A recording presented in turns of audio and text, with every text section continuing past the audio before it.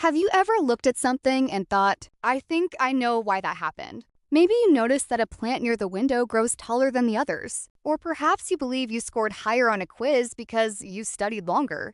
In science, these ideas are more than simple guesses. They're called hypotheses. A relationship without trust is just a guess. But in science, a hypothesis is not just a guess. It's an educated prediction supported by evidence. Hello, everyone! Welcome to Ma'am Hugot, where science meets life's realizations. Today, we'll learn what a hypothesis is, why it is important, the different types of hypotheses, and how to write a good one.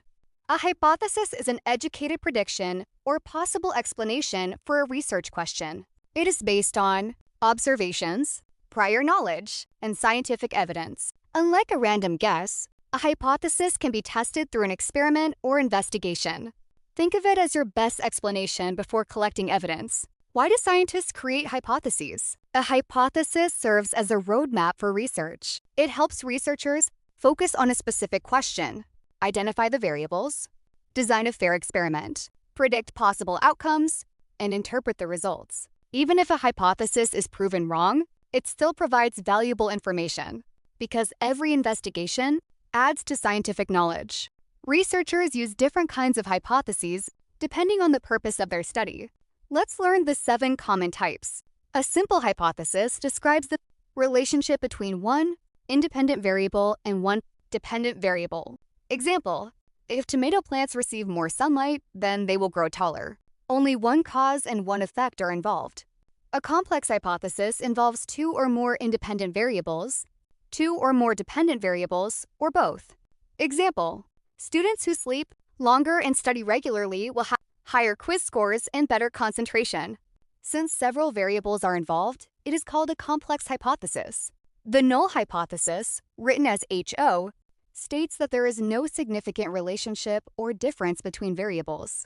Example, there is no significant difference in the growth of plants given organic fertilizer and those given chemical fertilizer. Researchers usually begin statistical testing by assuming that the null hypothesis is true. The alternative hypothesis, written as H1 or HA, states that there is a significant relationship or difference between variables. Example, plants given organic fertilizer grow taller than plants given chemical fertilizer. If the evidence supports this claim, the null hypothesis is rejected. A causal hypothesis suggests that one variable causes a change in another variable. It focuses on a cause and effect relationship. Example, increasing the amount of fertilizer causes tomato plants to grow taller.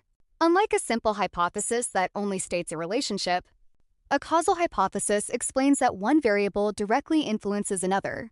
A directional hypothesis predicts which direction the relationship or difference will go. It uses words such as higher, lower, increase, decrease, more, less.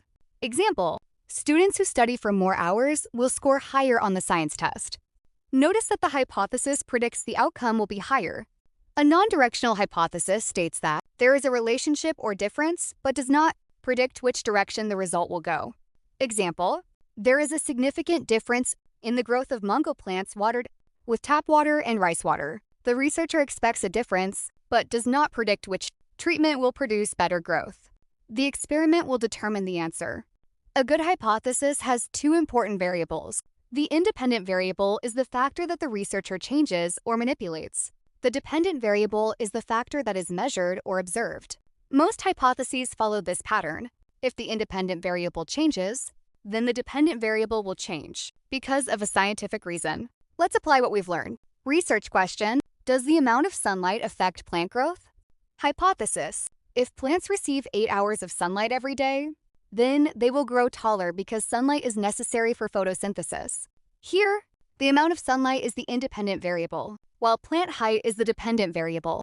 A good hypothesis should be clear, specific, measurable, testable, based on scientific observations, and directly related to the research question.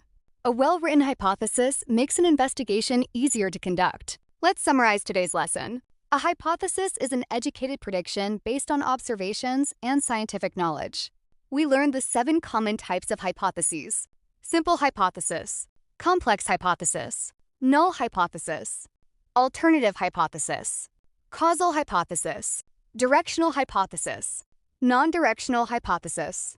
We also learned that every good hypothesis should contain clear variables and be testable through research. Not every expectation in life turns out to be true. But just like a hypothesis, every prediction teaches us something. Whether we're proven right or wrong, the evidence always helps us grow wiser.